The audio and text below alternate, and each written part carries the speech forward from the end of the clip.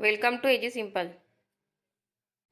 अजीज़ तलबा और तलेबात, इस वीडियो में हम हिस्ट्री सोशल साइंस का क्वेश्चन पेपर सॉल्व करेंगे 10th क्लास का 2022 का। इसके पहले हम 2021 और 2020 का क्वेश्चन पेपर सॉल्व कर चुके हैं, जिसकी लिंक डिस्क्रिप्शन में मिल जाएंगे आपको।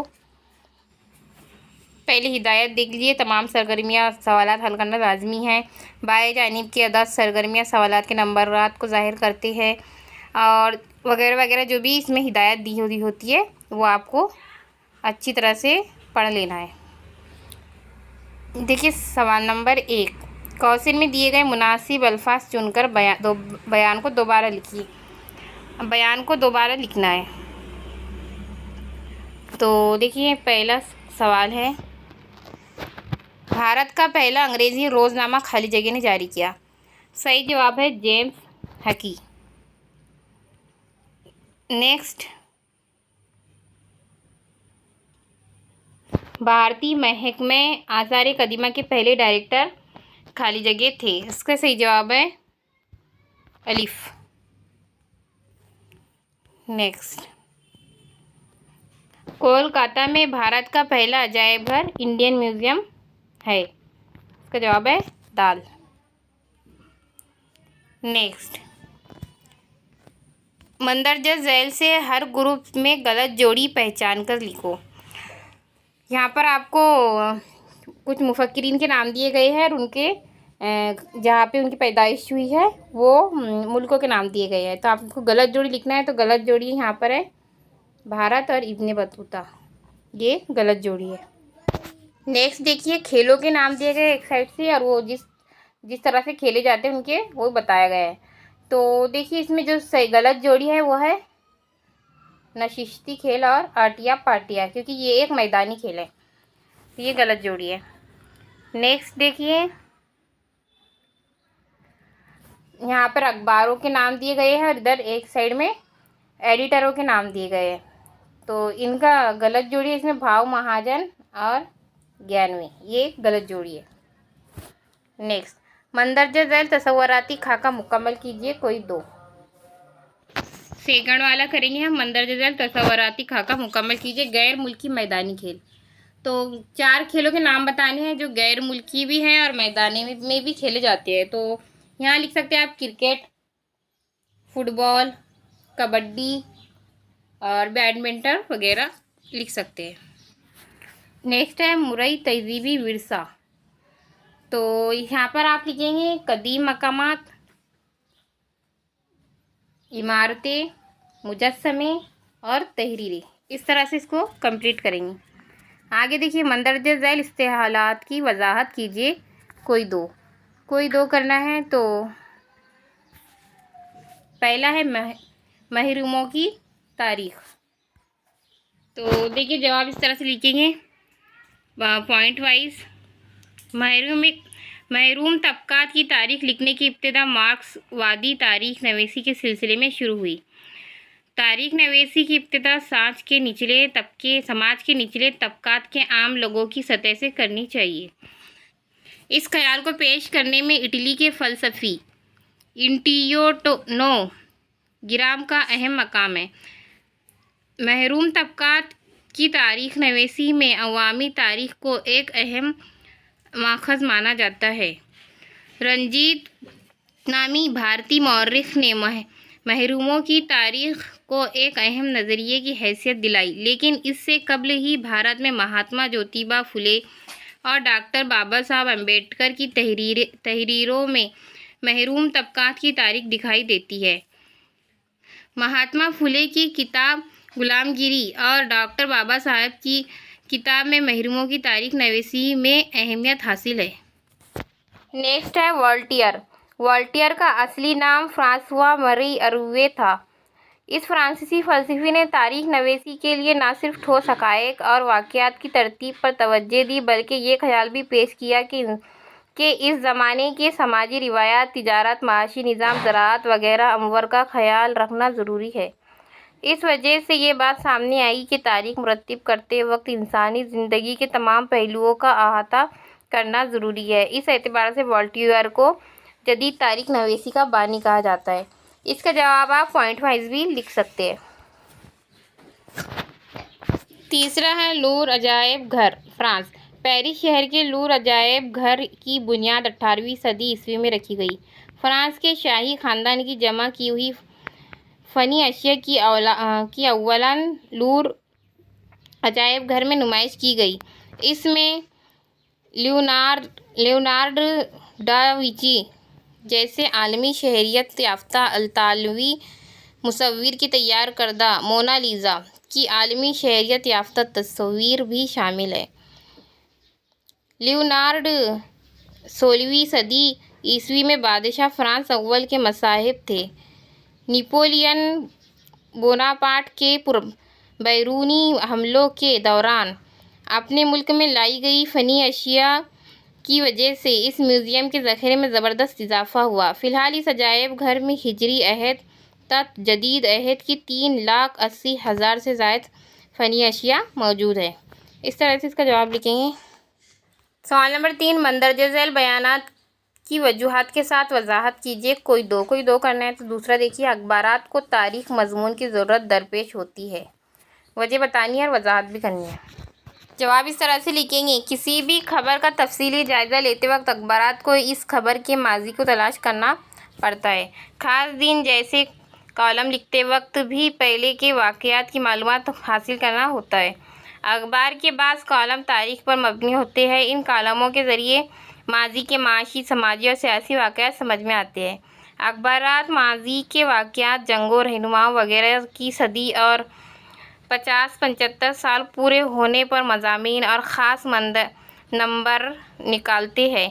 ऐसे मौके पर मुतक़िला वाक़या का माजी का मुताला करना होता है। इस वजह से अखबारात को तारीख़ मज़मून की ज़रूरत होती है। तीसरा देखिए, खिलौनों के ज़रिए तारीख़ पर रोशनी पड़ती है। तो जवाब इस तरह से लिखेंगे कि खिलौनों के ज़रिए इस ज़माने के मजहबी तहज़ीबी रिवायत का इल्म होता है। मिट्टी के किले और शिवाजी के दौर को दिखाने के लिए मिट्टी के मॉडल रखते हैं। इस पर से किले की बनावट का मुताला किया जा सकता है। खिलौनों से इस अहद के तर्ज रिहाइश, पोशाक, खेलों की किस्में और तकनीक के बारे में भी मालूमात हासिल होती है।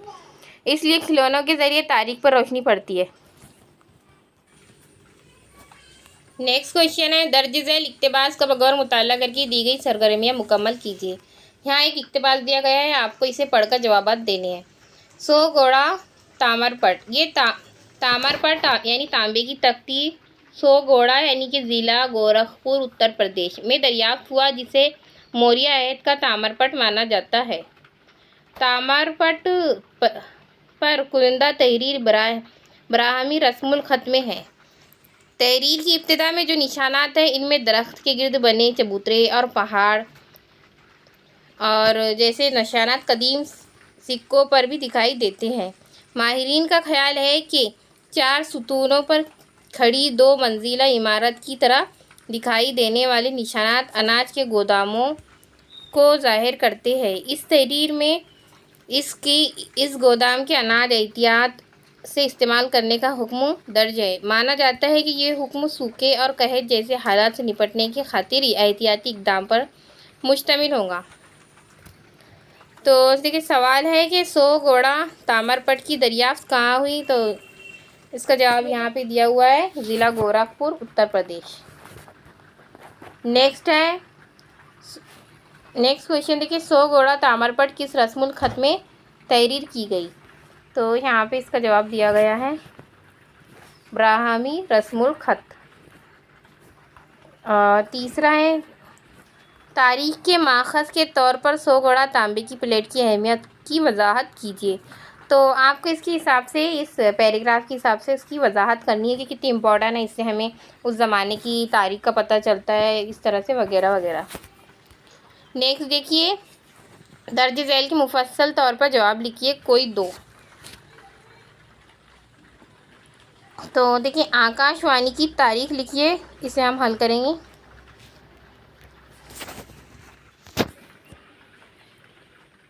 आकाशवाणी, इसको आप पॉइंट में भी लिख सकते हैं।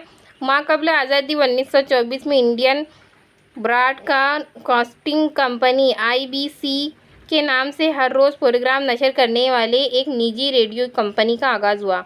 बाद बरतानवी हुकूमत ने इस कंपनी का नाम तब्दील करके इंडियन स्टेट ब्रॉडकास्टिंग सर्विस कर दिया। 8 जून 1936 को इसी कंपनी का नाम ऑल इंडिया रेडियो रखा गया। भारत की आज़ादी के बाद AIR भारतीय हुकूमत के शोबे इत्तलाआत और वो नशरियात का एक हिस्सा बन गया। इब्तिदा में इसकी नौयत सरकारी प्रोग्रामों और मंसूबों की मालूमात देने वाले मुस्तनिद मरकज़ की थी। मशहूर शायर पंडित नरेंद्र शर्मा की तजवीज़ पर उसे आकाशवाणी नाम दिया गया। आकाशवाणी से मुख्तलिफ तफरीकी, तालीमी और अदबी प्रोग्राम नशर किए गए। इसी तरह किसानों, मज़दूरों, नौजवानों और ख़वातीन के लिए भी मखसूस प्रोग्राम नशर किए जाने लगे। विदर्भ भारती के मकबूल आम रेडियो खिदमात के ज़रिए 24 ज़ुबानों और 146 बोलियों में प्रोग्राम शुरू हुए। मौजूदा ज़माने में निजी रेडियो खिदमात जारी है, जिसे रेडियो मिर्ची कहा जाता है। इस तरह से इसका जवाब लिख सकते हैं। नेक्स्ट देखेंगे मैदानी खेल और नशिस्ती खेल में माबैन फ़र्क।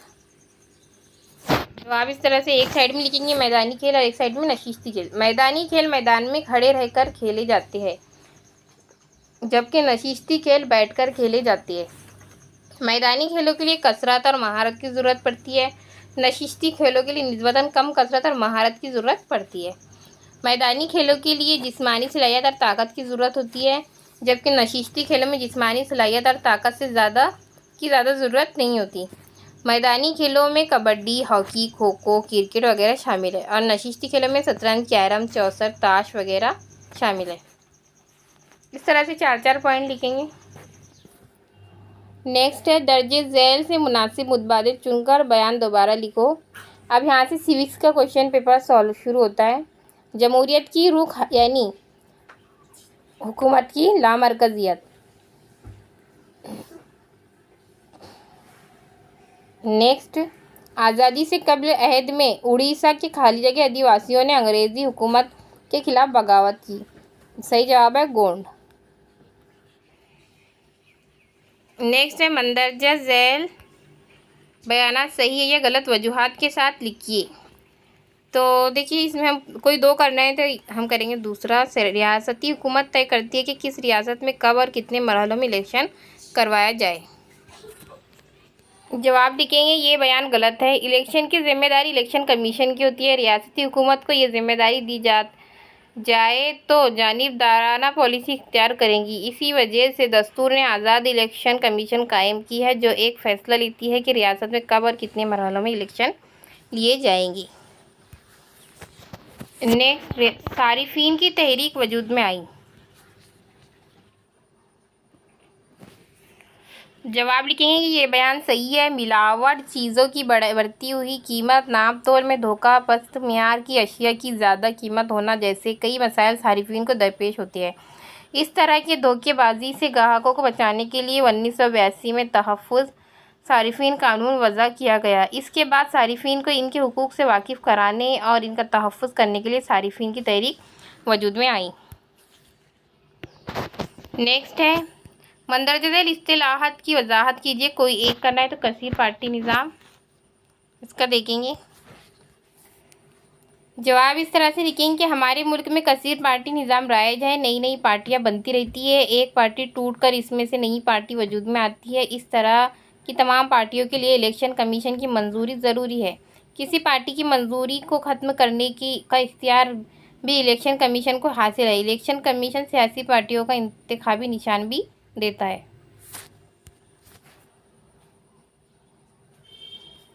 बी देखिए, मंदरजा झैल तसव्वुराती खाका मुकम्मल कीजिए कोई एक। तो इसका जवाब आपको साइड में दिया हुआ है, इस तरह से आपको मुकम्मल करना है। नेक्स्ट देखिए, दर्जा झैल तसव्वुराती खाका मुकम्मल कीजिए। महाराष्ट्र की इलाकाई पार्टियां, तो यहाँ पे आप लिख सकते हैं शिवसेना, विदर्भ राज्य निर्माण कांग्रेस पार्टी, एनसीपी और विदर्भ विकास पार्टी जैसे नाम लिख सकते हैं, जो भी हमारे महाराष्ट्र में इलाकाई पार्टियां काम करती है। लास्ट क्वेश्चन देखिए, मुख्तसर जवाब लिखिए कोई एक। अदालत के किन फैसलों की वजह से ख़वातीन की इज्जत और वक़ार का तहफ़्फ़ुज़ हुआ है।